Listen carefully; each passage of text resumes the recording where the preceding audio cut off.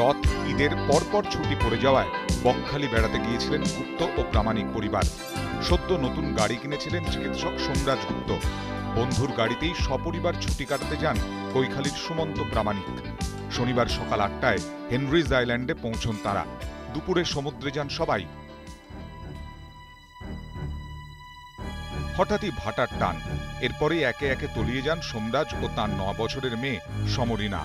স্রোতের জোরে তলিয়ে যান বন্ধুর স্ত্রী ঋষিতা প্রামাণিকও। খুব বেশি ডিপে গেছে তা নয়, 30 সেকেন্ড। আমি পেছন ফিরে যখন ওই বন্ধুর মানে ওয়াইফের ছবি তুলছি, তখন এদিক থেকে হঠাৎ করে চিৎকার, হেল্প হেল্প করে চিৎকার। তাকিয়ে যখন দেখলাম, তখন দেখলাম যে ওরা যেখানটায় ছিল তার থেকে অন্তত আরও মানে 20 ফুট মতো ভেতরে চলে গেছে ওরা, এবং হাবুডুবু খাচ্ছে রীতিমতো, মানে হেল্প হেল্প করছে। শনিবার রাতেই নামখানার হরিপুর ঘোষ খাল থেকে উদ্ধার হয় ঋষিতার দেহ। রবিবার সকালে উদ্ধার হয় বাবা ও মেয়ের দেহ। ওরা নামতে একটুখানি যায়, হঠাৎ একটা বড় জোয়ার আসে এবং ওদের ভাসিয়ে নিয়ে চলে যায়। তো তারপরে তো ভেসে গেছে। রাত্রিবেলা সোমরাজের বন্ধু স্ত্রীর বডি পাওয়া গেছে। বাবা মা কসবার ফ্ল্যাটে থাকলেও কর্মসূত্রে সপরিবারে কল্যাণীতে থাকতেন সোমরাজ গুপ্ত। তবে মাঝে মধ্যেই কসবায় আসতেন।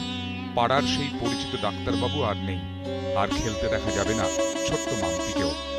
তাঁদের মর্মান্তিক পরিণতিতে ভেঙে পড়েছেন প্রতিবেশীরা। অস্বাভাবিক দুঃখের ব্যাপার তো বটেই। আর ছেলেটার মুখটা সবসময় ভাসছে, এখানে ছোট থেকে রয়েছে। ভালো ছিল। খেলতে তোমরা? হ্যাঁ। কি করতে তোমরা? আমরা খেলতাম, খুব বৃষ্টি হলে ভিজতাম, আমি বলতাম ভিজতাম না, ভিজতি না। দুর্ঘটনার খবরে ভেঙে পড়েছেন ঋষিতার কৈখালীর প্রতিবেশীরাও। শোকে থমথমে এলাকা। Bureau report, ETV news Bangla.